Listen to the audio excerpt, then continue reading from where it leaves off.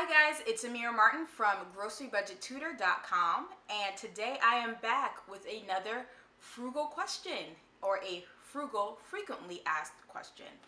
I actually answered a frugal frequently asked question over here on my other channel, Four Hats and Frugal.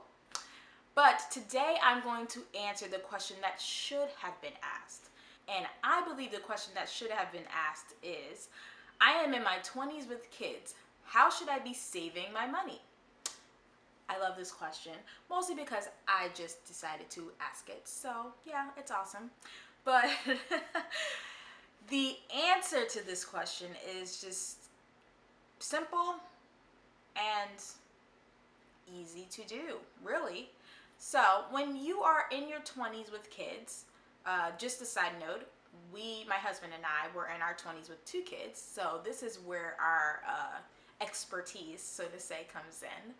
But you need to pay attention to 3 things: your quarterly savings, your yearly savings, and your long-term savings. Now, quarterly savings. When it comes to your quarterly savings, these are the things that you are going to save for throughout quarterly parts of the year, so every 3 months.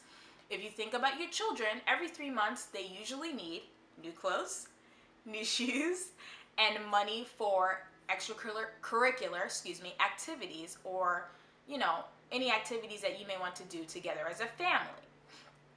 This is how we usually save. With every single paycheck that comes in, we'll take a small amount and put it aside for these quarterly activities or payments, bills, whatever, when it comes to our children. It can be as low as $10, $5, just as long as you're saving something, especially in your 20s, you will be able to provide things for your children quarterly.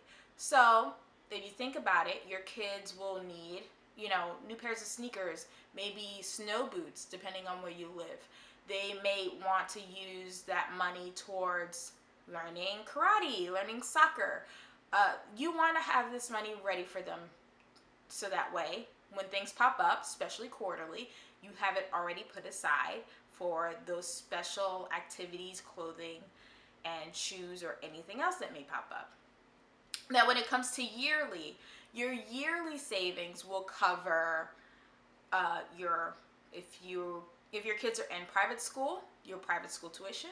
If they're in public school, those yearly activities that may come up. I know a lot of public schools like to tell you right off the bat what's going to be coming up in the year and what they need money for. So that's what you would use those savings for. Also, if you're a homeschooler, you could use those yearly savings towards the curriculum you decide to use for the year.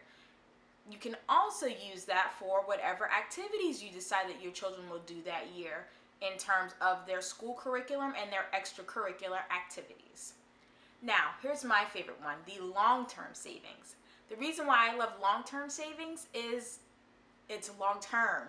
You can put in a small amount of money weekly, and by the end, you'll have accumulated so much money for whatever you're going to use that money for.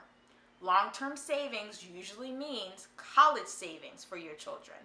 Now, we are a progressive couple, my husband and I, and the world seems to be a bit more progressive, so that money may not be used for college savings. It may be used for technical schools. It may be used to start a career in the arts. It may be used towards your children, being sports or athletes and being superstars in that aspect, and you may want to give them a little nest egg to get going with that.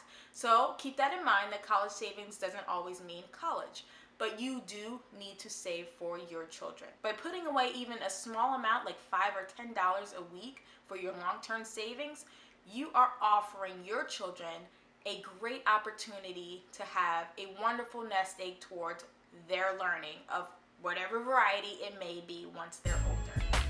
So that's my answer to that question. If you guys have any questions that you would like me to answer, please feel free to put them in the comments down below, or you can come visit us over at GroceryBudgetTutor.com and join our free community. I hope to see you guys soon, and have a great day. Bye-bye.